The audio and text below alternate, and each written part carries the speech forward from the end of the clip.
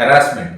ఆ వార్తాపత్రికల్లో జిల్లా గ్రంథాలయం తిమ్మింగలం అనే వచ్చిన వార్తలో అన్నీ కూడా ఆయన అంతకుముందు చేసినవే. దానికి రేట్ ఫిక్స్ చేయడం, నాకు డిపిఎల్ నా కొలగూడు మామూలుగా లేదంటే బ్లాక్మెయిల్ చేయడం, ఏ ఎలిగేషన్స్ అయితే ఫేస్ చేసి ఛార్జెస్ అన్ని ప్రూవ్ అయ్యి సస్పెండ్ అయ్యాడో మళ్ళీ రీఇన్స్టేట్ చేసిన తర్వాత మళ్ళీ ఆయన అవే పనులు చేస్తున్నట్ట. దేని మీద చెక్ లేదు. కోర్టు కేసులు కూడా బేఖాతరు చేస్తున్నారు. ఇలాగ నడిపించేటువంటి అడ్మినిస్ట్రేటివ్ ఆఫీస్ ఆ డైరెక్టర్ ఆఫ్ పబ్లిక్ లైబ్రరీస్ ప్రక్షాళన కావాలా అక్కర్లేదు? కృష్ణమోహన్ గారు, మీకు అంత చెడ్డ పేరు లేదు. నేను కలెక్ట్ చేసిన సమాచారం ప్రకారం మీకు అంత చెడ్డ పేరు లేదు. కానీ మీరు మీ కింది ఉద్యోగస్తుల మాటలకి మీరు ప్రభావితమయ్యి కొన్ని నిర్ణయాలు, తీసుకోకూడని నిర్ణయాలు కూడా మీరు తీసేసుకుంటున్నారు. రిటైర్ అయిన తర్వాత లేదా రేపు ప్రభుత్వం మారితే పరిస్థితిలో ఉండవండి.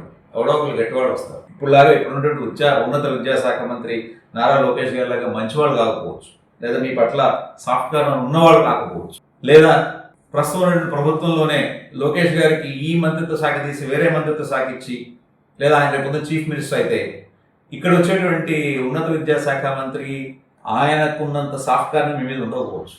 ఈ ఎలిగేషన్స్ అన్ని బయటకు వస్తాయి. కాలం ఎప్పుడూ ఒక రకంగా ఉండదండి. ఎల్లకాలం మంది కాదు. ఎంత ఉసురు పోసుకుంటుంది తెలుసా మీ డిపార్ట్మెంట్? అసలు వినటానికే చాలా వియర్డ్గా ఉందండి. అంటే 2023 డిసెంబర్ నుంచి 26 నెలల పాటు 3,000 రూపాయలు 4,000 రూపాయల జీతాలు, అవి కూడా రానటువంటి వాళ్ళ గురించి మీరు పట్టించుకోకపోవడం అనేది, మీ స్థాయి వ్యక్తులు ఒక హోటల్కి వెళ్తే కనీసం 200-300 రూపాయలు టిప్లు ఇస్తారు. ఆ పాటి జీతము అసలు మీకు ఎందుకు, అయ్యో వాళ్ళు ఎలా బతుకుతారు ఏంటనే ఆలోచన మీకు ఎలా అసలు రాకుండా ఎలా ఉందో నాకు ఆశ్చర్యంగా ఉంది. ఎన్ని పైరవీలు, ఇంత పెద్ద కట్ట ఉందండి మా దగ్గర. ఇవన్నీ చెప్పుకుంటూ పోతే 2 రోజులు పడుతుంది. 40 కోర్టు కేసులు ఉన్నాయి.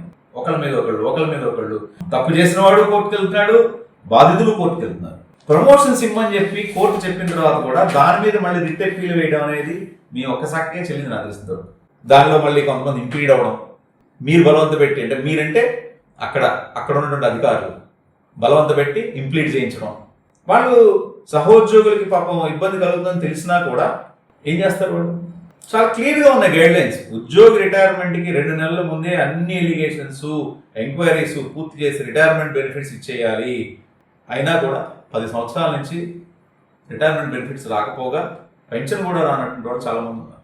రిటైర్డ్ ఉద్యోగుల సంఘమే మీ మీద ఈ మధ్య సాక్షి పేపర్లో ఒక ప్రకటన చేసింది. ఇలాంటి విషయాలన్నీ వైసీపీ అధినేతకి కనుక వెళితే, లేదా వైసీపీలో ఉన్నటువంటి ప్రముఖ నాయకులు, ఫ్రంట్ లైన్ లీడర్స్ దగ్గరికి వెళ్తే, వాళ్ళు ఆడుకోవడం అనేది చిన్నపిల్లాడు కూడా ఊహిస్తారు. ఎల్కేజీ పిల్లాడు కూడా ఊహించారు.